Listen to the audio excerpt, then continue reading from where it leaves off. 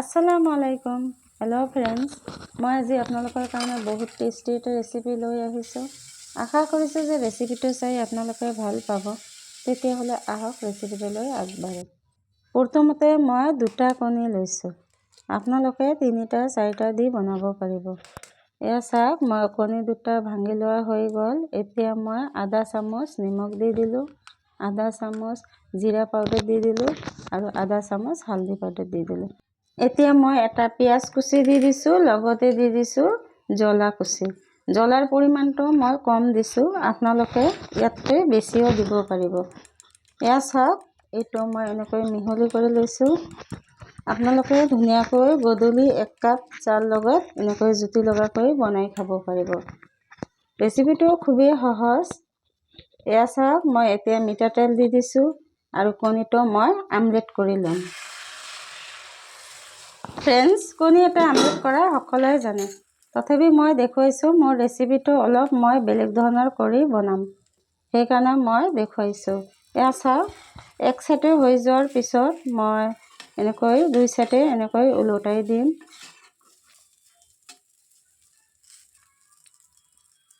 আকৌ মই এই চাইডটো ওলোটাই দিম। এনেকৈ এপিট ওপিট কৰি মই 2 পিঠে মই ভাল কৰি ভাজি ল'ম। ফ্ৰেণ্ডছ, মোৰ কণীটো হৈ গৈছে। এতিয়া মই প্লেট এখনত নমাই লৈছোঁ আৰু মই সৰু সৰু কৰি পিচ কৰি ল'ম। পিচটো আপোনালোকৰ নিজৰ মতে কৰি ল'ব, আপোনালোকে যেনেকৈ ভাল পায়। এয়া চাওক, মই এনেকৈ কৰি লৈছোঁ। মোৰ এইখিনি কৰি লোৱা হৈ গ'ল। ফ্ৰেণ্ডছ, মই এটা পিচ ওচৰৰ পৰা দেখুৱাই দিছোঁ আৰু এতিয়া মই বেটাৰ বনাই ল'ম। প্ৰথমতে মই চাউলৰ গুড়ি দি দিছোঁ, আধা চামুচ নিমখ, জ্বলা পাউডাৰ, ধনিয়াৰ পাউডাৰ আৰু লগতে দিছোঁ জিৰা পাউডাৰ আৰু 2 চামুচ দি দিছোঁ লগতে বেচন আৰু দি দিছোঁ ধনিয়াৰ পাত আৰু জিৰা দি দিছোঁ। এইখিনি মই মিহলি কৰি লৈছোঁ। এতিয়া মই পানী দিম। পানীটো আপোনালোকে অলপ অলপকৈ দিব, একেলগে নিদিব। এয়া চাওক, মই অলপ অলপকৈ দিছোঁ আৰু মই মিহলি কৰি থাকিম। অলপ অলপকৈ পানী দিব আৰু বেটাৰটো মিহলি কৰি থাকিব।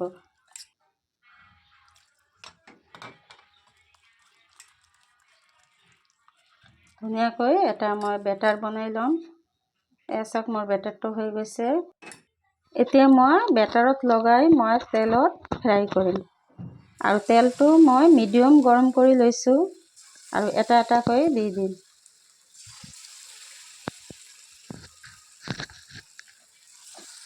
এয়া চাওক, মই এটা এটাকৈ দি দিছোঁ। এক চাইডে হৈ যোৱাৰ পিছত মই ওলোটাই দিছোঁ। এপিট ওপিট কৰি মই ভাল কৰি ভাজি ল'ম। আপোনালোকে গধূলি চাহ 1 কাপৰ লগত বনাই খাব পাৰিব ধুনীয়াকৈ। খুব সহজতে বনাব পাৰি আৰু আলহী আহিলে আপোনালোকে এনেকৈ বনাই দিব পাৰিব আৰু বাচ্চাৰ স্কুলত টিফিনতো দিব পাৰিব। এয়া চাওক, মোৰ এইখিনি ভজা হৈ গ'ল। আকৌ মই বাকীখিনি ভাজি ল'ম। ইমানেই টেষ্টি নাস্তাটো, আপোনালোকে এবাৰ বনাই খোৱাৰ পিছত আপোনালোকে আৰু বনাই থাকিব। মই গোটেইখিনি এনেকৈ দি মই আকৌ ফ্ৰাই কৰি ল'ম। ফ্ৰেণ্ডছ, আপোনালোকে এনেকৈ এইবাৰ ৰমজানত ইফতাৰীত এইটো নাস্তা বনাব, পৰিবাৰক বনাই খুৱাব আৰু পৰিবাৰ বহুত এনজয় কৰি খাব আৰু আপোনাৰ বহুত তাৰিফ কৰিব। ফ্ৰেণ্ডছ, ভিডিঅ'টো যদি ভাল লাগে চেনেলটো ছাবস্ক্ৰাইব কৰি লাইক, কমেণ্ট, শ্বেয়াৰ কৰাটো নাপাহৰিব। ভিডিঅ'টো শেষলৈকে চোৱাৰ বাবে বহুত বহুত ধন্যবাদ। আল্লাহ হাফেজ।